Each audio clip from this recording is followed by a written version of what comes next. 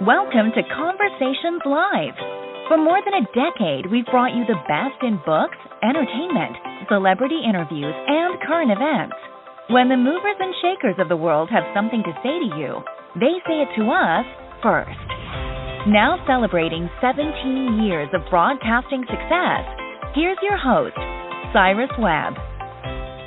And welcome back, everyone, to Conversations Live. I'm your host, Cyrus Webb. Glad you all could join us once again, both for our radio audience here in Mississippi at WYAD 94.1 FM and WYADonline.com. We're glad you all could be with us. Also, just joining us are our friends at iHeartRadio and Amazon Music Podcast. We're glad you all could be with us as well. We're excited to welcome author Pierre G. Porter to our program today. Pierre is celebrating a brand new release for this summer. It's called 49 So Fine, a story of beyond passion. We're going to talk to Pierre not only about his writing journey, but what it was like for him to create the main character, Harold Longston, as well as the story and the complications that Harold finds along the way. If you guys are just now finding out about Pierre, of course, we'll let you know how to be able to stay connected with him online.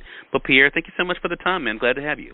Well, I'm happy to be here and happy to spend some time with you to talk about the book, 49 So Fine. It's a steamy romance novel, a romance journey. Finding, let's say, that soulmate in life, but it's also a story of love and friendship, sex, murder, death.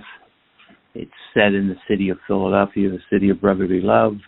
Harold Longston is a successful businessman who has a drive to seek out and find and pay attention to exceptionally fine women, and not only in beauty, but in their personality and character. And it's probably one of his weaknesses, but also one of his strengths in terms of moving and driving him forward in life and in his successes. So when you kind of look at this journey for you then, Pierre, I mean, what was it like for you to be able to, for one, to create the character Harold Longston, and then to be able to take him on this journey? Because you mentioned some of the external things he's dealing with, but he's also dealing with some internal things as well, right? So what was it like for you to kind of get to know him and to kind of take this journey along with him? Well, it's quite exciting in writing. Characters they tend to tap you on your shoulder one day and tell you, I'm ready to tell my story, and you have this conversation. Are you sure? And all of a sudden, says, man, without question, Harold Longston is, it just spoke to me about the need for a voice to be heard out there from a male's point of view of romance and relationships and friendship with women and sex, and being thoughtful, humility, someone being indulgent, and allowing that to overshadow many of his good attributes. But as he goes through the book, and as Harold Longston seeks to find and understand himself, he sees he grows and mature, and the women along the way, likewise, they grow and mature, and finding love and passion. That love beyond passion, it's girded with a jazz motif and a muse that visits him one night and becomes kind of like his alter person that he has the ability to interact with and talk with and share some of his feelings while he's finding his way. And she's like an ex-jazz singer, and that has passed on, and but she has some things and wisdom to say to the mature man. Yeah. So let's go back then a little bit then, Pierre, to your own journey as a storyteller. When did you realize that writing was something that you wanted to do?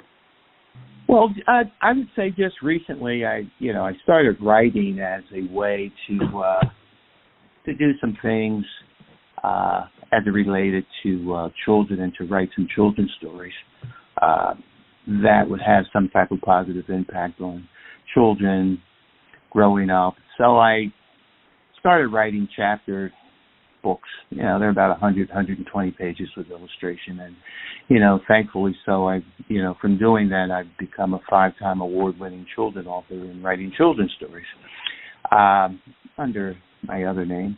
But as Pierre G. Porter, I wanted to stretch myself out and write about an adult challenge. And love and relationships are always challenging, but they're very fruitful in one person wanting to find their way and understanding the need for companionship, and so Pierre,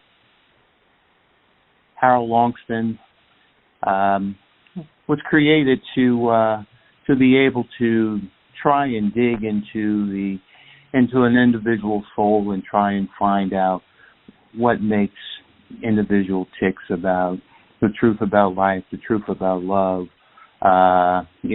pursuit of love beyond passion, sex, intimacy, intrigue, mystery, drama, all those things that one experiences in life. And for the women in the book, it deals with women who are of a more mature age. They're not in their 20s or 30. There's a little poem that goes with it. 49, so fine, yet so unaware.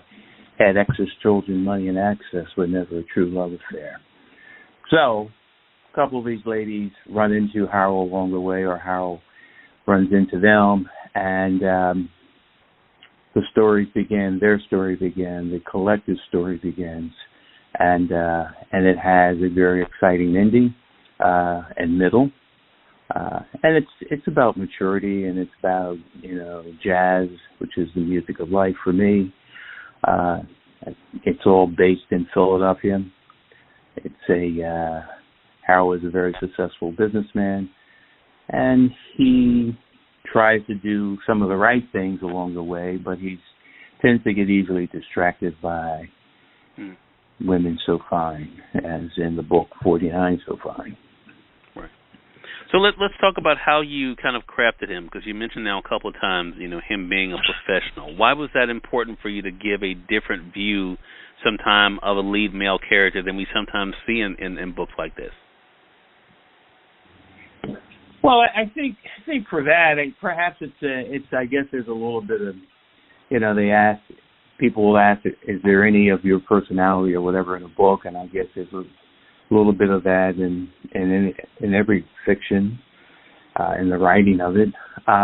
But coming from a business background, and I really wanted to portray a mature male character of success, an educated background, from a middle class background, growing up, having some advantages in life, and has used those very well, and crafted his profession in a way that has made it successful and sharing it with other folks. So Harold became this individual who shares a lot of his success and wealth with friends, charity and giving, which most people will not know that he does a lot of these, his foundation work that he does. A lot would not know that he does this as you read through the book, but it's important to project an image of an African American male, I think, as a positive guy, although he's an imperfect guy, and if he was a perfect guy, would be nothing to write about.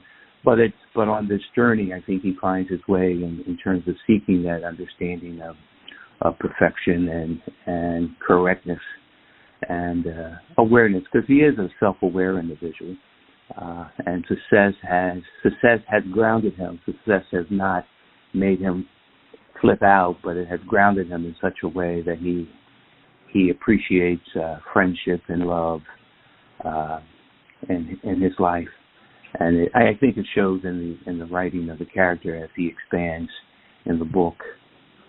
Yeah. So for you, I mean, you talked about, of course, Harold's relationships, but I want to talk about the internal look at him, because one of the things that's said on the website, and we're going to be giving the website at the end of the segment, Pierre, is that he's no playboy. I want to talk about what it was like for you to kind of have him be honest with himself. It's very easy for us sometimes, for all of us, especially as guys, to try to look externally for why we do things. But what was it like for you to create a character that is aware of his own flaws and being able to recognize that? It was a little difficult, because it makes you reflect on perhaps your life. It makes you kind of sit back and sit on the fence or the sidewalk bench and watch people walk by and men walk by and interact, and men in your neighborhood growing up and how they reacted and responded and treated women, wives, children. So it was very important to allow Harold to have his space and to, in his own way, find his maturity, because love is maturity in its truest sense, I believe, and it falls way beyond passion. So Harold was able, I think, to find his way by first being honest. Secondly, extending that honesty in his relationship with women. Although he tends to be a little flirtatious, he tends to be, his judgment may not always be good, but he has been honest in all his feelings. And I think you have to go there. I think you got to let those feelings rise to the top, and not let anger and pain allow you to strike out at someone. You have to, as my father would say, son, you got to learn to control your anger. And, growing up in my house, at the end, by the time you leave, you will have learned to control it. So, all true. So it's men must learn to do that and be respectful of women, and many are, and I don't think most of us are, and for some it's a learning process. But if we allow ourselves to think first before reacting in relationship and with our children, with anyone, and friends and business, then you have a higher probability of just having a more positive outcome in business relationships and love relationships and friendships. Right. So true. For those who are just tuning in on the radio side or online, you're listening to Conversations Live. Today we're speaking with Pierre G. Porter. We're talking with him not only about his journey as a storyteller, but what it's been like for him now to be able to share his newest book, which is called 49 So Fine. It's out now just in time for the summer, a story of beyond passion.